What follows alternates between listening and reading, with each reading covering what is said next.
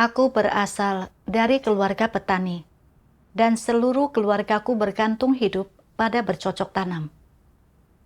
Aku dan suamiku menghabiskan hari demi hari dengan menatap tanah kuning dan punggung menghadap langit. Bekerja keras sepanjang tahun dengan upah yang tidak seberapa. Kami harus mengandalkan pekerjaan serabutan untuk memenuhi kebutuhan hidup keluarga. Kami benar-benar kesulitan. Kemudian, seorang kerabat membantuku untuk bekerja sebagai karyawan sementara di sebuah pabrik penyulingan milik negara di dekat tempat tinggal kami. Pekerja tetap di pabrik itu melakukan pekerjaan ringan, sedangkan kami, para karyawan sementara, kebanyakan melakukan pekerjaan kotor dan melelahkan. Namun, upah kami hanya setengah dari para pekerja tetap. Saat musim sepi produksi, kami para karyawan sementara bahkan dipecat dan aku harus mencari pekerjaan lain. Karena aku tidak punya keterampilan, sebagian besar pekerjaan yang kutemukan bersifat fisik dan tidak tetap. Hari ini mungkin ada pekerjaan, tetapi keesokan harinya bisa saja tidak. Dan aku harus menganggur. Aku benar-benar kesulitan. Seringkali aku berpikir, alangkah bagusnya jika punya pekerjaan stabil. Aku tidak perlu khawatir mencari pekerjaan dan bisa memperoleh lebih banyak penghasilan, serta menikmati kehidupan yang lebih sejahtera. Tak lama setelah itu, pabrik penyulingan merencanakan perluasan. Beberapa lahan di desa kami diambil alih tanpa ganti rugi. Namun, jika satu keluarga memiliki 10 anggota, mereka berhak mendapatkan 1 jatah pekerja tetap di pabrik tersebut. Ada lebih dari selusin anggota keluarga kami, dan akulah satu-satunya yang mendapatkan pekerjaan di pabrik penyulingan. Para tetangga sangat iri, dan aku merasa sangat beruntung. Aku telah menjadi pekerja tetap perusahaan milik negara di usia muda ini. Ini adalah pekerjaan yang mapan dan membuat orang iri. Aku bisa menerima gaji tepat waktu, hidupku terjamin, dan aku akan mendapatkan pensiun saat tua nanti, serta tunjangan seperti asuransi pensiun dan kesehatan. Aku harus bekerja keras dan mempertahankan pekerjaan yang kuperoleh dengan susah payah ini. Di tempat kerja, aku bekerja sangat keras. Aku tidak pernah bersikap licik dan bermalas-malasan. Tak lama kemudian, aku dipilih menjadi ketua tim dengan gaji yang sedikit lebih besar daripada karyawan lainnya. Aku makin menghargai pekerjaanku yang mapan. Terutama di musim puncak produksi, ketika pabrik sangat sibuk. Aku seringkali bekerja lebih dari 10 jam sehari. Aku sangat lelah sampai pinggangku sakit dan punggungku pegal. Aku merasa lemah karena kelelahan. Namun, begitu memikirkan upah yang jauh lebih tinggi daripada biasanya, dan tunjangan seperti bonus akhir tahun, aku merasa bahwa kelelahan itu sepadan. Aku bekerja seperti ini selama 1 dekade. Pada musim gugur 2005, saudari iparku memberitakan Injil Tuhan pada akhir zaman kepadaku. Dengan makan dan minum firman Tuhan, aku memahami bahwa manusia diciptakan oleh Tuhan. Dia berdaulat atas nasib seluruh umat manusia. Dan seluruh umat manusia harus percaya kepada Tuhan serta menyembahnya. Kemudian, aku seringkali berkumpul dengan saudara-saudari untuk makan dan minum firman Tuhan, serta menyanyikan lagu-lagu pujian untuk memuji Tuhan. Aku menikmatinya dan merasa lega. Segera setelah itu, aku dapat melaksanakan tugas. Aku bertanggung jawab atas pertemuan 3 kelompok. Saat itu, musim sepi penjualan di penyulingan, dan aku hanya bekerja setengah hari. Aku juga bisa libur setiap hari Minggu. Pekerjaanku tidak menghalangiku menghadiri pertemuan atau melaksanakan tugasku. Saat musim gugur 2006 tiba, pabrik sangat sibuk. Aku harus bekerja setidaknya lebih dari 10 jam sehari. Saat rapat, manajer penyulingan seringkali berkata, "Sekarang adalah musim puncak produksi. Sebagai pemimpin tim, engkau harus memikirkan cara menyelesaikan quota produksi tepat waktu. Selama waktu tersebut, engkau tidak boleh mengambil cuti, datang terlambat, atau pulang lebih awal. Jika engkau tidak bekerja keras, engkau akan dipecat." Ketika mendengar ini, hatiku merasa terkekang. Aku takut akan dipecat jika ada pekerjaan yang tidak diselesaikan dengan baik. Meskipun aku ingin menghadiri pertemuan dan melaksanakan tugas, aku tak bisa menemukan waktu. Aku sangat kebingungan. Aku begitu sibuk sehingga bahkan tidak bisa menghadiri pertemuan. Seperti inikah seharusnya orang yang percaya kepada Tuhan? Jika aku sering mengambil cuti untuk menghadiri pertemuan, pekerjaanku akan terhambat dan aku akan dipecat. Jika kehilangan pekerjaan yang mapan ini, bagaimana aku menjamin hidupku ke depannya? Itu tidak boleh terjadi. Apapun yang terjadi, aku tak boleh kehilangan pekerjaan ini. Aku akan memikirkan pertemuan setelah musim puncak produksi berlalu. Setelah itu, aku mencurahkan hati dan pikiranku untuk pekerjaanku.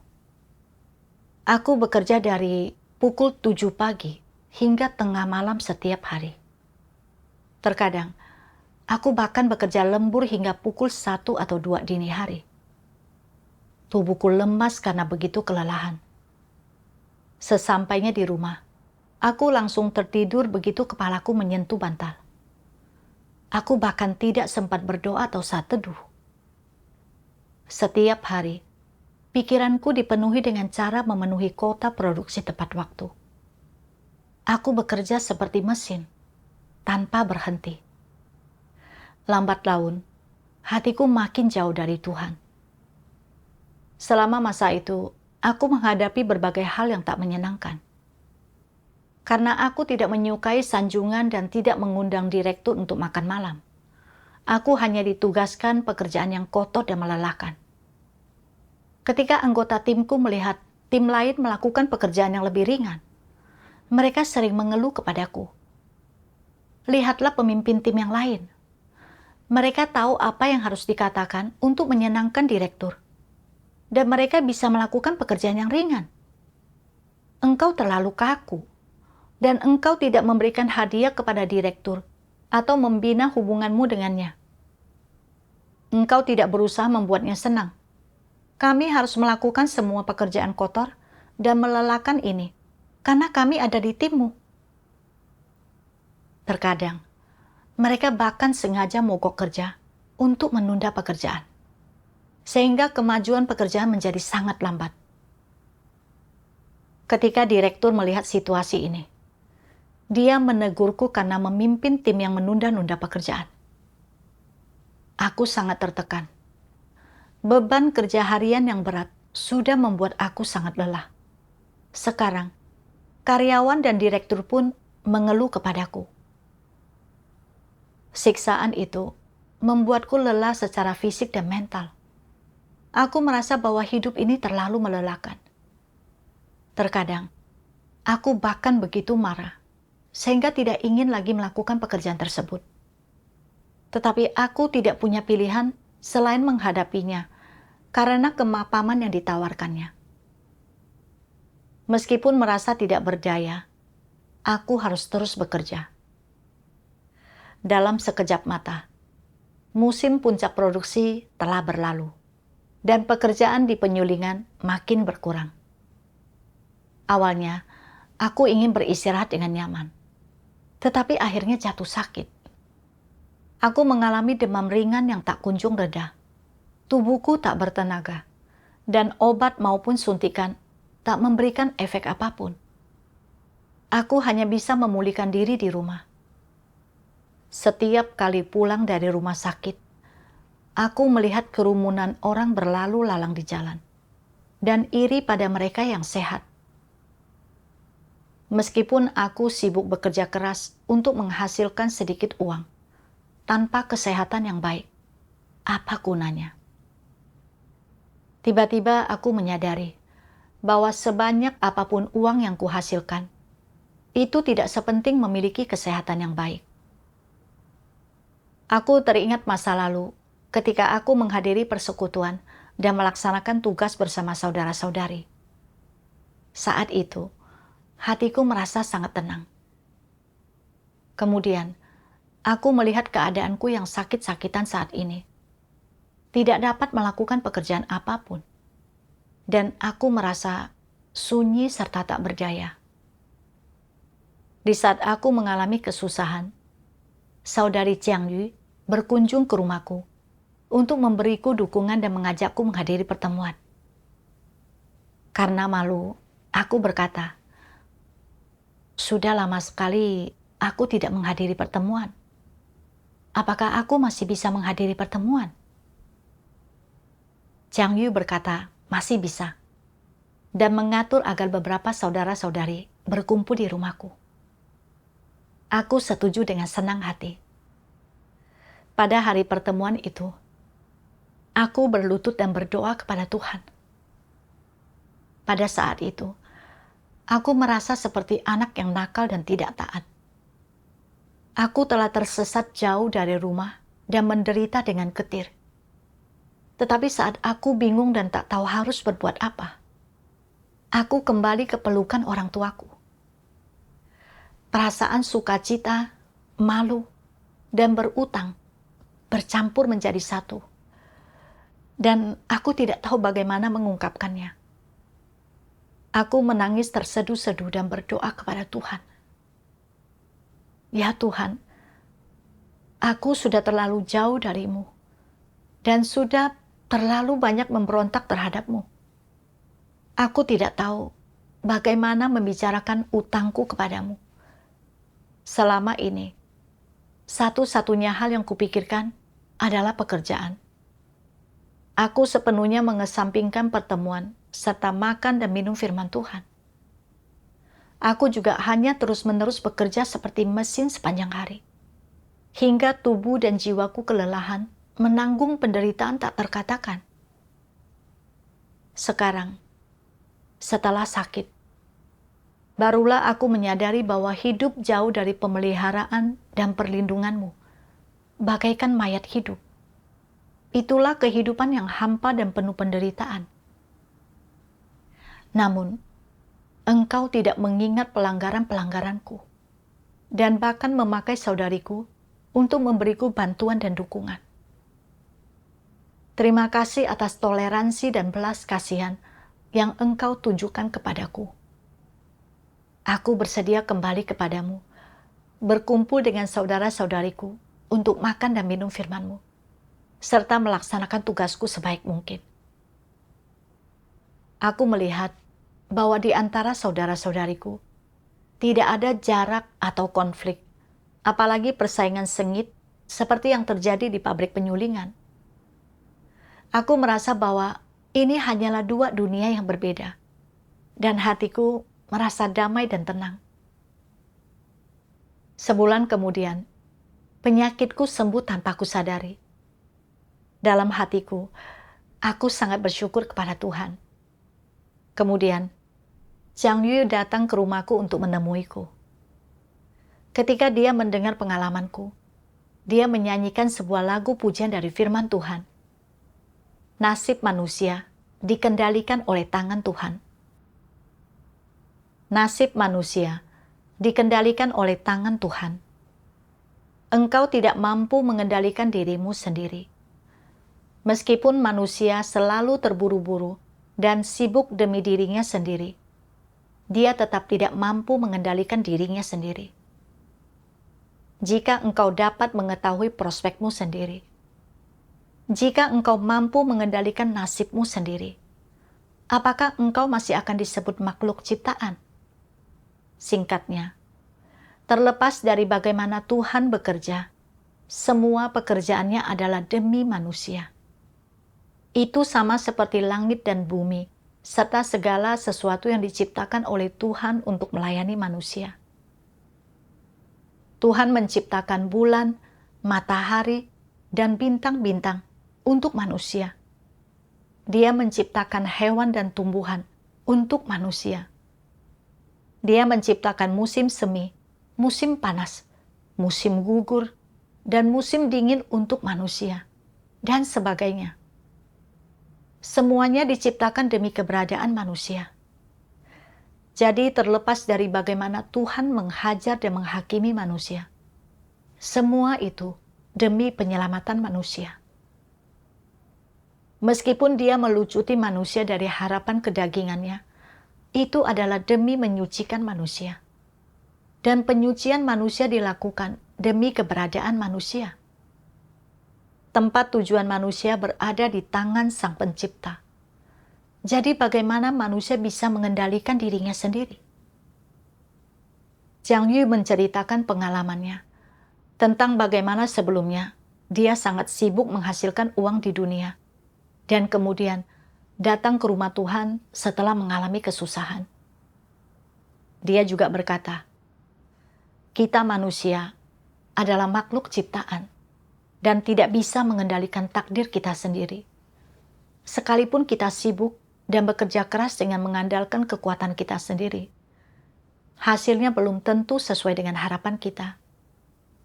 Sekarang, Tuhan telah menjadi daging dan datang ke dunia manusia untuk bekerja demi keselamatan manusia. Iblis pun memanfaatkan keuntungan finansial dan kenikmatan daging untuk memikat serta menyesatkan orang. Membuat hati mereka dikuasai oleh daging dan uang. Pada akhirnya, mereka terperangkap dalam jaring iblis. Kita harus memperlengkapi diri kita dengan lebih banyak kebenaran. Hanya dengan demikian, kita akan melihat dengan jelas rencana iblis. Ketika mendengar Jiang Yu bersekutu dengan cara ini, aku sangat tersentuh. Aku selalu ingin mengandalkan kerja kerasku sendiri untuk melakukan pekerjaanku dengan baik, mendapat kepercayaan direktur, dan mempertahankan pekerjaan yang mapan, sehingga menjamin hidupku di masa depan. Karena itu, aku tidak menghadiri pertemuan atau melaksanakan tugasku. Aku selalu menyibukkan diriku dalam kerja keras, hingga hatiku sepenuhnya dikuasai oleh uang. Akibatnya, aku bukan saja gagal mendapatkan penghargaan dari direktur, melainkan juga menanggung siksaan penyakit. Cobaan ini membuatku kelelahan secara fisik dan pikiran, serta menimbulkan penderitaan yang tidak terkatakan. Baru saat itulah, aku menyadari bahwa bagaimanapun aku merencanakan, memperhitungkan, atau bekerja keras, aku tidak dapat mengubah takdirku. Aku hidup dengan mengandalkan aturan iblis. Bangunlah kehidupan yang bahagia dengan kedua tanganmu sendiri. Dan pekerjaan yang mapan lebih baik daripada yang menguntungkan. Aku ingin mendapatkan kehidupan yang kuinginkan melalui usahaku sendiri. Tetapi akhirnya mengalami kesusahan dan frustasi di setiap kesempatan. Akhirnya aku pun gagal. Seperti yang difirmankan Tuhan. Meskipun manusia selalu terburu-buru dan sibuk demi dirinya sendiri, dia tetap tidak mampu mengendalikan dirinya sendiri. Aku benar-benar sangat buta dan bodoh. Sama sekali tak menyadari kemampuanku sendiri. Hatiku yang mati rasa telah disadarkan kembali oleh apa yang diungkapkan firman Tuhan. Dan akhirnya, aku menyadari bahwa penyakit dan penderitaan yang menimpaku saat itu adalah hajaran dan pendisiplinan dari Tuhan.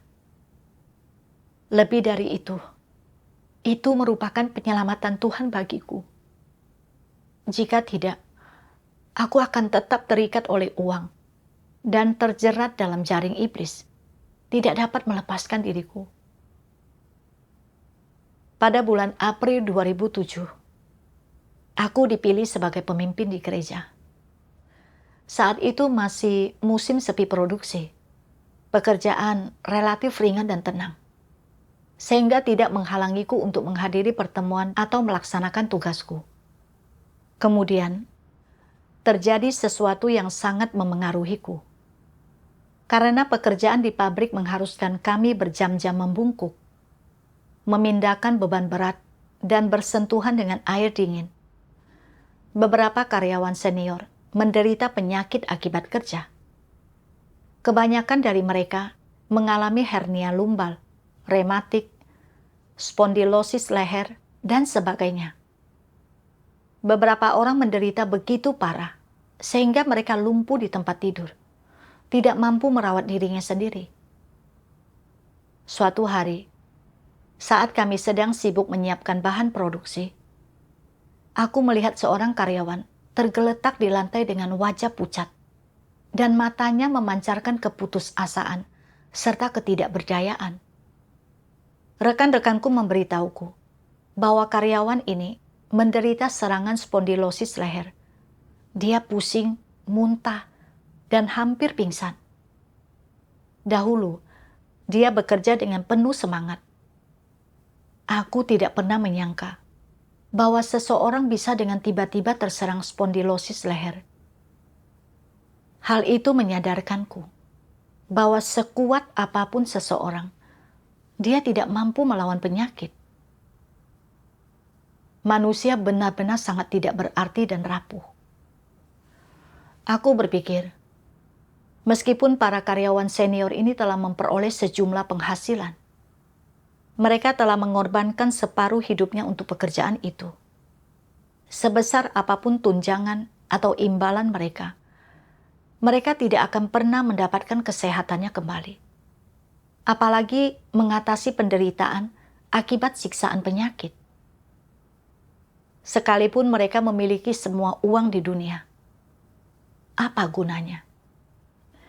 Bukankah hidup mereka hanya akan terus dipenuhi penderitaan dan kehampaan? Tulang leher serta pinggangku dalam kondisi buruk, dan aku menderita rematik. Jika terus seperti ini, akankah suatu hari aku lumpuh di tempat tidur? Para karyawan senior ini telah bekerja keras seumur hidup demi menghasilkan uang. Mereka tidak menikmati kehidupan yang nyaman dan hanya merasakan penderitaan yang tak tertahankan karena siksaan penyakit. Ini juga menjadi peringatan bagiku. Jika orang tidak menyembah Tuhan dan tidak memiliki perlindungannya, mereka dapat dirugikan oleh iblis kapan saja. Meskipun berpegang pada pekerjaan yang mapan, itu tidak dapat membawa kebahagiaan. Aku mulai goyah. Apakah aku benar-benar ingin terus melakukan pekerjaan ini? Tidak lama kemudian, aku dipilih menjadi pemberita Injil. Para pemimpin bertanya, apakah aku bersedia melaksanakan tugas itu? Aku berpikir, sebagai pemberita Injil, aku akan makin sibuk dan nyaris tidak punya waktu untuk bekerja. Apakah aku harus berhenti dari pekerjaanku? Jika berhenti bekerja, aku harus menjalani kehidupan yang sulit. Tetapi jika aku bekerja, itu akan menghambat pekerjaan gereja. Aku berpikir bahwa aku sudah berutang karena sebelumnya aku pernah meninggalkan tugasku karena sibuk dengan pekerjaan. Jika aku menolak tugasku lagi, bukankah itu berarti sangat memberontak? Dalam kebingungan, aku berkali-kali berdoa kepada Tuhan untuk mencari jalan penerapan yang paling tepat. Setelah itu, aku membaca firman Tuhan. Tuhan Yang Maha Kuasa berfirman, "Sekaranglah saatnya Rohku melakukan pekerjaan besar, dan saatnya aku memulai pekerjaanku di antara bangsa-bangsa kafir. Lebih dari itu, sekaranglah saatnya aku menggolongkan semua makhluk ciptaan, menempatkan setiap dari mereka ke dalam kategorinya masing-masing, supaya pekerjaanku dapat berlangsung lebih cepat dan lebih mampu mencapai hasil. Karena itu, yang masih kuminta dari engkau semua adalah engkau mempersembahkan segenap dirimu untuk seluruh pekerjaanku, dan terlebih lagi engkau dapat mengenali dengan jelas dan melihat dengan tepat seluruh pekerjaan yang sudah kulakukan di dalam dirimu, serta mengorbankan seluruh upayamu untuk pekerjaanku agar dapat mencapai hasil yang lebih besar. Inilah yang harus engkau pahami. Jangan lagi saling berebut di antara engkau semua, jangan lagi mencari jalan keluar, dan jangan lagi mencari kenyamanan bagi dagingmu, supaya itu tidak menunda pekerjaanku dan menunda masa depanmu yang indah. Tindakan itu tidak akan melindungimu, itu hanya akan mendatangkan kehancuran bagimu. Bukankah itu menunjukkan kebodohanmu? Apa yang engkau nikmati dengan serakah sekarang, itulah tepatnya yang merusak masa depanmu. Sedangkan penderitaan yang engkau tanggung sekarang, itulah tepatnya yang melindungimu. Engkau harus menyadari hal-hal ini dengan jelas, agar engkau tidak jatuh ke dalam pencobaan dan sulit melepaskan dirimu darinya, dan agar engkau tidak terjerumus di dalam kabut tebal dan tidak mampu menemukan matahari. Saat kabut tebal itu tersibak, engkau akan mendapati dirimu berada di tengah penghakiman pada hari besar itu. Firman Tuhan membuatku memahami bahwa kita berada di titik yang sangat penting dalam penyebaran Injil Kerajaan. Jika aku hanya berpikir untuk mempertahankan pekerjaanku yang mapan dan mengejar kehidupan yang makmur dan berkelimpahan, pada akhirnya aku akan terjerat dalam daging dan ditelan oleh iblis, kehilangan kesempatan untuk diselamatkan oleh Tuhan. Aku merenungkan masa lalu. Meskipun percaya kepada Tuhan dan menghadiri pertemuan, aku tidak berfokus untuk mengejar kebenaran atau memenuhi tanggung jawab sebagai makhluk ciptaan dengan melaksanakan tugasku dengan baik. Yang kupikirkan hanyalah mengejar kehidupan yang nyaman, penuh kemakmuran dan kelimpahan. Aku berpikir bahwa dengan memiliki pekerjaan yang mapan ini, aku tidak perlu khawatir tentang biaya hidup sehari-hari dan akan memiliki jaminan di hari tua.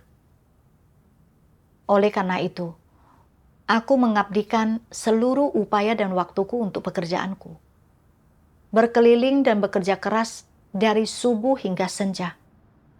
Takut tidak dapat memenuhi kuota produksiku tepat waktu dan kehilangan pekerjaan yang mapan. Setiap kali ada konflik antara pekerjaan dan pelaksanaan tugasku, aku sama sekali tidak memedulikan pekerjaan gereja. Aku mengabaikan pertemuan dan tugasku, serta mencurahkan seluruh waktu dan tenagaku untuk mempertahankan pekerjaanku yang mapan.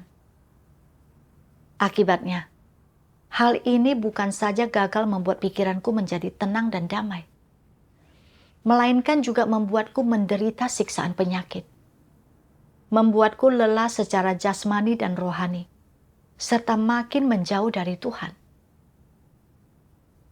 Aku berpikir tentang bagaimana Tuhan telah menganugerahiku kesempatan untuk berlatih sebagai pemberita Injil demi pertumbuhan hidupku sendiri. Tetapi karena tidak tahu apa yang baik bagiku, aku menolak tugasku karena masih ingin memuaskan diriku dengan kesenangan daging. Aku benar-benar tidak memiliki hati nurani dan nalar. Aku teringat akan rekan-rekan kerjaku yang tidak percaya di pabrik. Mereka belum menerima penyiraman dan perbekalan firman Tuhan, serta selalu bekerja keras dan berjuang. Akibatnya, mereka bukan saja tidak mencapai kehidupan yang mereka inginkan, melainkan juga beberapa di antaranya bahkan terbaring lumpuh di tempat tidur, tersiksa oleh penderitaan penyakit yang menyelimuti tubuh mereka. Pelajaran dari kemalangan orang lain di masa lalu ini adalah peringatan dan pengingat bagiku. Jika aku terus bertahan dalam ketidaktahuanku yang keras kepala, menggenggam bajak sambil menoleh ke belakang, aku akan kehilangan kesempatan sekali dalam 1000 tahun untuk menerima keselamatan bagi manusia dari Tuhan di akhir zaman. Ketika bencana dahsyat tiba, aku akan terjerumus dalam kegelapan bersama pengikut yang bukan orang percaya, meratap dan menggertakkan gigiku. Selama waktu ini, ketika menghadapi kesulitan dalam melaksanakan tugasku, aku berdoa untuk mencari kebenaran. Dan hidupku mengalami kemajuan, serta memahami beberapa kebenaran. Inilah keuntungan yang belum pernah kumiliki sebelumnya. Ketika memikirkan hal ini, aku menerima tugas sebagai pemberita Injil. Setelah menjadi pemberita Injil, aku menjadi makin sibuk. Setelah beberapa waktu, musim puncak produksi tiba lagi. Jadwal pertemuan sering berbenturan dengan pekerjaan, dan makin sulit bagiku untuk meminta cuti. Suatu ketika, direktur berkata kepadaku dengan nada kesal, "Jika engkau meminta cuti setiap hari, berhenti saja." Ketika mendengar direktur mengatakan ini, hatiku merasa terkekang dan mulai goyah. Jika aku ingin melaksanakan tugasku dengan baik, aku harus berhenti bekerja. Namun aku masih sedikit enggan kehilangan pekerjaan yang mapan ini. Dengan susah payah aku menjadi karyawan tetap di perusahaan milik negara ini. Jika aku mengusulkan untuk berhenti sekarang, keluargaku tidak akan pernah setuju apapun yang terjadi. Dalam beberapa tahun lagi, anakku akan membeli rumah dan menikah. Akan ada banyak pengeluaran nantinya. Jika aku benar-benar berhenti bekerja, aku harus hidup dalam kemiskinan mulai sekarang. Ketika tua nanti, aku harus berjuang bahkan untuk biaya hidup sehari-hari. Ketika bimbang, aku berdoa kepada Tuhan berkali-kali untuk mencari. Aku memikirkan apa yang dikatakan oleh Tuhan Yesus. Lihatlah burung-burung di udara, karena mereka tidak menabur, mereka juga tidak menuai, atau mengumpulkan makanan di dalam lumbung. Tetapi Bapamu yang di surga memberi mereka makan. Bukankah engkau jauh lebih baik daripada mereka? Aku juga memikirkan firman Tuhan. Pusatkan pikiranmu pada pekerjaan gereja. Kesampingkan prospek dagingmu sendiri. Bersikaplah tegas terhadap masalah-masalah keluarga. Abdikan dirimu dengan sepenuh hati pada pekerjaan Tuhan. Dan tempatkanlah pekerjaan Tuhan di urutan pertama, dan kehidupanmu sendiri di urutan kedua. Inilah kepatutan orang kudus. Tuhan memberi burung di udara sarana untuk bertahan hidup. Mereka tidak perlu menghabiskan waktu seharian sibuk hanya untuk bertahan hidup. Mereka dapat bertahan hidup tanpa bekerja keras sepanjang tahun. Aku kemudian berpikir tentang diriku sendiri. Biaya pernikahan yang akan dibutuhkan anakku, dan apakah aku akan berjuang mendapatkan makanan dan pakaian di hari tuaku, semuanya berada dalam kedaulatan Tuhan. Apa gunanya memikirkan masa depan terlalu jauh? Aku teringat ketika Musa memimpin bangsa Israel keluar dari Mesir. Ketika tiba di padang gurun, mereka tidak punya apa-apa untuk dimakan.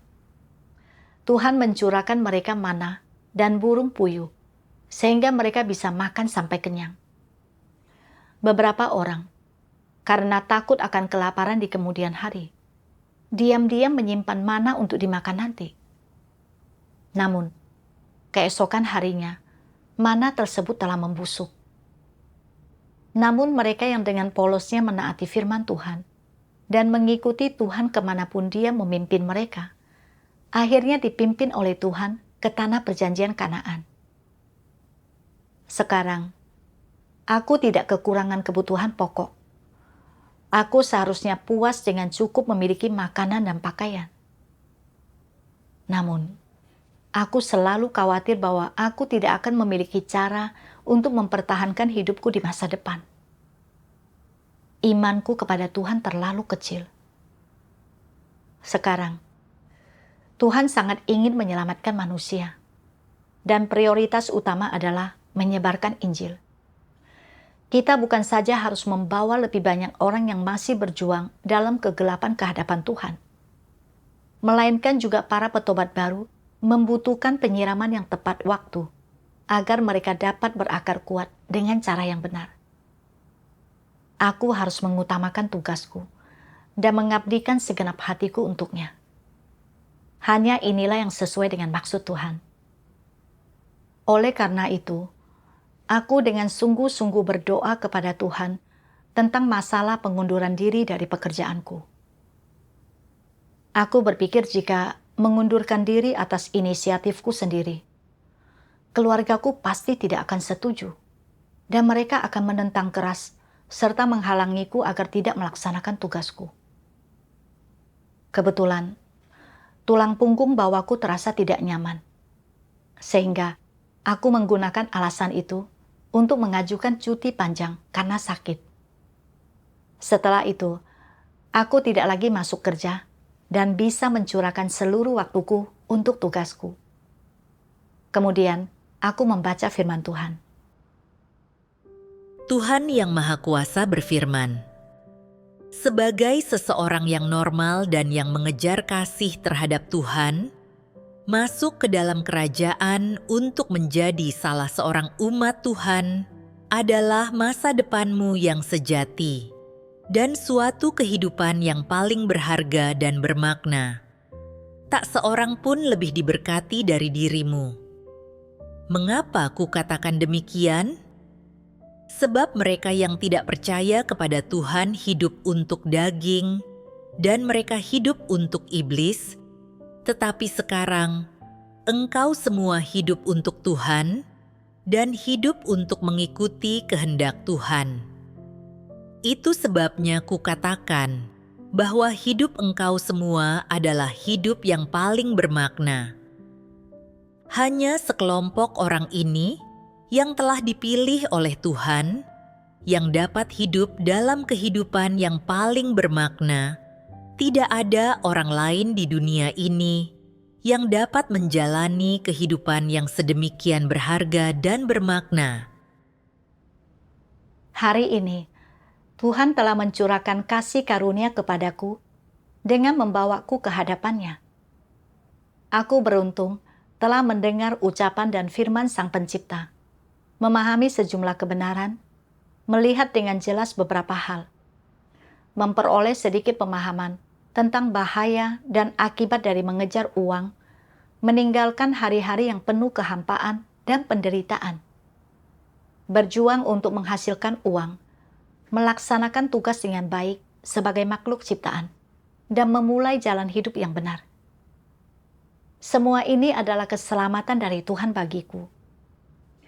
Meskipun aku memiliki lebih sedikit kesenangan materi, hatiku merasa tenang, jernih, dan tercerahkan. Dengan memberitakan Injil, aku mengalami bahwa membawa lebih banyak orang percaya kepada Tuhan di hadapannya untuk memperoleh keselamatan darinya adalah hal yang paling berharga dan bermakna. Setelah itu, aku menyerahkan penghidupan masa depanku ke dalam tangan Tuhan dan menghentikan perencanaan dan perhitunganku. Hatiku tidak lagi terkekang oleh hal-hal seperti itu, dan aku dapat menenangkan hatiku dan melaksanakan tugasku. Selama waktu ini, dengan membaca firman Tuhan, aku memahami banyak kebenaran dan memahami natur iblis dalam diriku sendiri, serta watakku yang rusak berubah sedikit demi sedikit. Hal ini menambah imanku untuk mengikuti Tuhan. Yang tidak kuduga adalah pada tahun 2015. Hampir 1 dekade setelah aku meninggalkan pabrik penyulingan. Pabrik membayar subsidi kepada karyawan lama sebesar 60.000 yen. Karyawan lain telah menghabiskan banyak uang untuk hadiah dan hiburan, serta melakukan banyak hal untuk mendapatkannya. Tetapi aku menerimanya tanpa mengeluarkan uang sepeser pun. Hal ini membuatku melihat dengan makin jelas bahwa Tuhan berdaulat atas semua ini. Dan ini bukanlah sesuatu yang dapat direncanakan oleh manusia. Syukur kepada Tuhan.